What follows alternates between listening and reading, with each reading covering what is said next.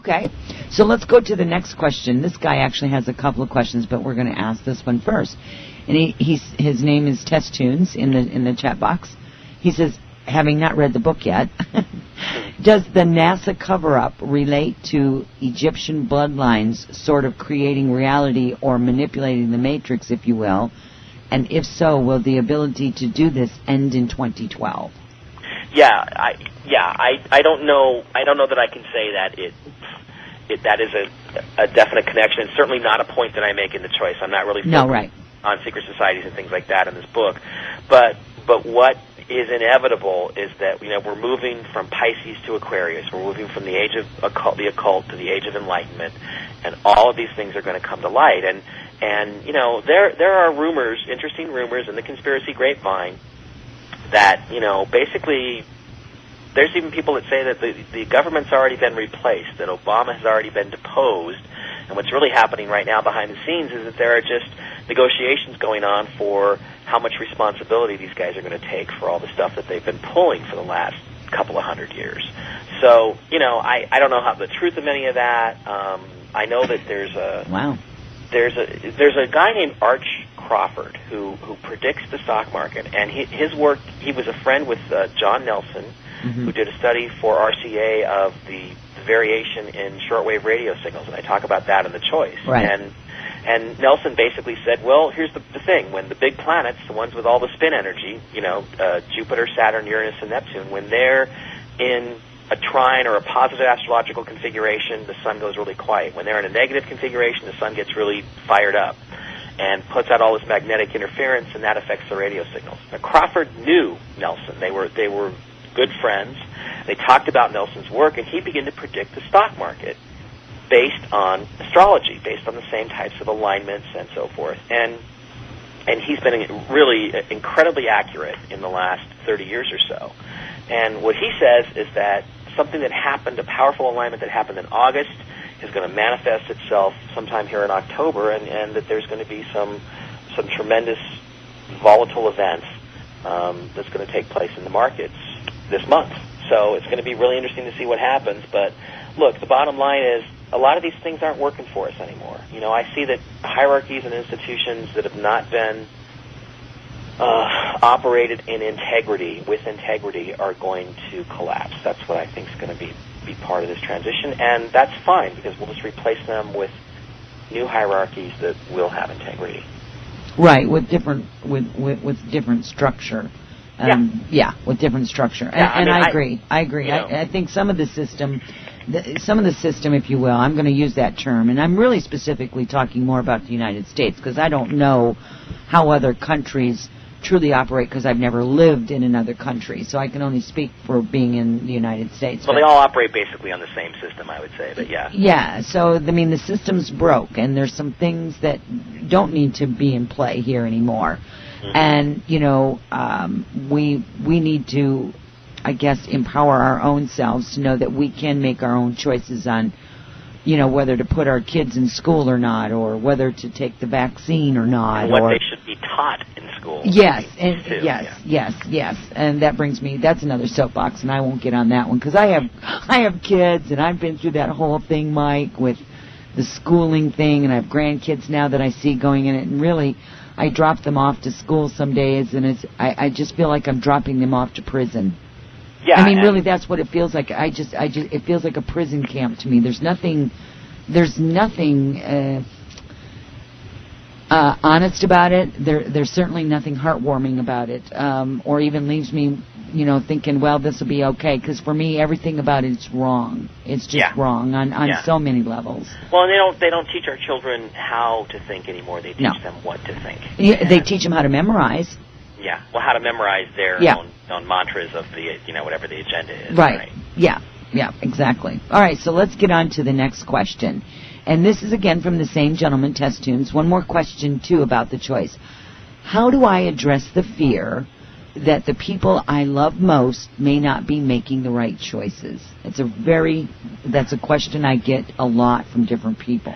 Okay, I'm going to give you an answer, a really deeply personal answer, and one that is going to sound a little flaky. But I was at an event called the Alien Event back in March, and there was a guy there named Daryl Anka who channels an entity named Bashar, I believe is his name. And at the time, I was in the same situation. There were two people in my life that I love very much, and they are on the wrong path right now. You know, they are down on Channel 9, and I'm up on Channel 10, and I'm trying to say, look, it's better up here. Come on up here. And the answer is you can't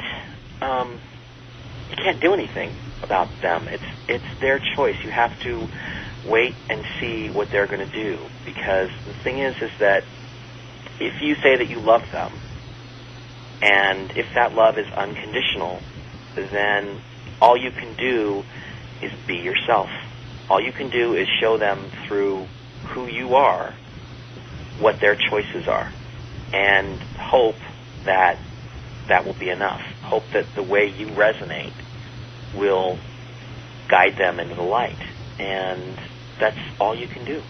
There's really not anything else you can do. You could manipulate them. You could try to do that if you had a way to do it, but that's not going to ultimately serve you or them. No, it's out of integrity. I think that's a good way to go about it. So there's really not addressing the fear. I'm not a good example because I still live in that fear a lot myself, for these people in my life. And all I can say is that, move on, be yourself, and hope that they will follow you.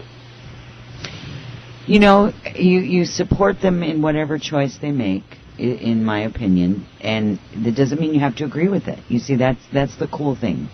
You love them, doesn't mean you have to agree with their choices. You can certainly question. I don't know, Rebecca. That's interesting. See, I'm not going to support their choices when they're making I didn't say choices. support their choices. I am going to love them, and I'm going to be available to them if they want to change. But I'm not going to support some of their bad choices. No, that's not what I was saying at all, Mike. At all, I wasn't saying support them in their bad choices. But if they're making a choice that you don't happen to agree with, you can still love them and support them as the human being, not their choice. And be there for them and give them comfort. Doesn't matter what their choice is. You have to make your own choice, right? Yep. Yeah. And so you support them in whatever their choices are without supporting the choice itself. Yes. And I have a family, and they're not on board. A lot of them aren't on board. And I had to learn to step back and go, okay, their life is not my life, and whatever choices they make, it's because of whatever they've agreed to do while they're here. Right. And they'll either step into it or they won't step into it, but all I can do is try to be myself and to love them and to let them know the door is always open if they want to talk, if they want to explore. And again, try not to be in fear myself, because you don't want to pass that on to anyone else. And just be your authentic self as much as you know how in the moment. Yeah, and to just be there to comfort them when they need it. Yes. Because I think things are going to get really rough for the people who are going to stay on Channel 9. Yeah, really I agree. And it's going to be more and more difficult for people just to sit back and observe other people's choices when it gets even rougher. I have to agree with that. Right. And, I think about that frequently. Like I said, I have children and grandchildren, Mike, and wow. And there's not a day goes by that I don't think, gosh, is there something more I could do, some other great bit of information I could share with them that, might assist them in looking at things differently and getting into that. But you still have to recognize they'll do what they will. The proverbial saying, you can lead the horse to water, but you can't make him drink, right? Right, exactly. So you're still going to love the horse. Yeah. Wish to heck he'd have that drink of water. Yeah, you need it, because it's going to help you stay alive. Yeah, there you go. Yeah. Exactly. So here's where we're at. We're at break time, Mike, and we've got a couple more questions to answer when we come back, and some more conversations. So you guys stay with us. We'll be back in just a few minutes.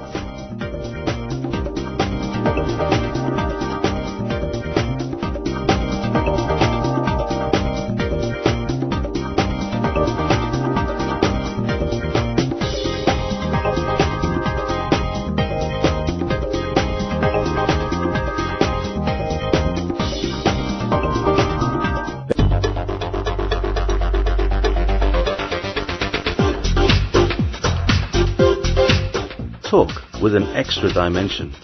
You're listening to Journeys with Rebecca. All right, everyone. Welcome back. We're so glad you're here. We're so glad we're here with Mike Bara tonight. The Choice, using conscious thought and physics of the mind to reshape the world. And I have to make a comment here because one of the things that you said earlier about the laws of physics, I just love that anyway, the laws really, it's the laws of third-dimensional man's laws of physics. Well, yeah, and well, you know, here's the thing: they're really quite silly because I had a friend, Brian Kniep at the Ethereal Society, really simplified it for me once, and he said, okay, basically, when you talk about physics, there are three major theories. There's Newton, Right. Newton's laws of motion. There's Einstein and relativity, Right. and then there's quantum physics or particle physics. And Newton works great as long as nothing rotates. Unfortunately, everything in the universe is constantly rotating, including every molecule atom in your body has got an electron, rotating around it, right? Right. And Einstein works great at the big scale, but can't explain anything below the atomic level and falls apart there. Right. And quantum mechanics works great as long as you don't include something called gravity. So the bottom line is that's the so-called laws of physics that so many people base their assumptions on. And the reason that happens is because they're missing the crucial component. It is basically taboo. You are a heretic if you try Yes. to talk about higher dimensions in physics, and that's the only way these problems will ever be solved. It's the only way everything will come together. So. Yeah, and we're still dealing with things that are dimensionally different than what we're used to here in the third dimension. So, Sure, absolutely. it's very abstract at best and conceptual at best for people that are, really looking into it and study it and work in it on a daily basis. Right. So let's go to the next question because I think you'll like this one. This one says, "Hey, Mike, I love your perspective. It is a beautiful balance of spirit and science, heart and mind. My question is regarding your insight on Quetzalcoatl and his return. I appreciated your explanation of the rope. What do you think the feathered serpent represents? Thanks so much to you both, Kathleen."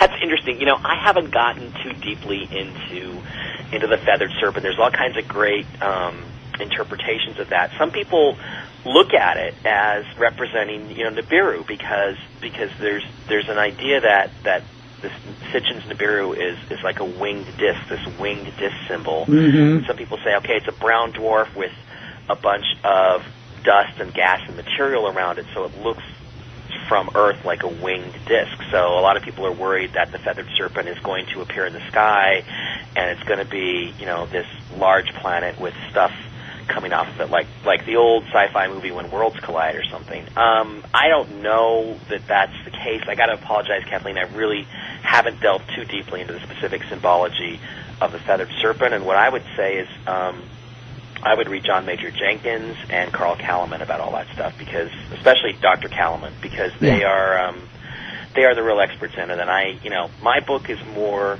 it's a big picture kind of thing, and I didn't get into detail primarily because I didn't want it to be as thick as Dark Mission, which is like 600 pages. Yeah, and that was quite an undertaking you guys did there. I wanted to make it easier for younger people to read, especially. Oh, and I'm going to talk about your book in a minute, but go finish it up. I'm sorry. No, that's fine. I was done. I wish I had more to tell her about the symbology of it, but or the symbolism of it. I really don't. Well, again, and that's an interpretive thing, though, too, don't you think? I agree, absolutely. But definitely there were messages. I just think the serpent is a reference to this torsion physics, this twisting, roiling, spinning motion that the entire universe is constantly making, and it's like a clue. I think they realized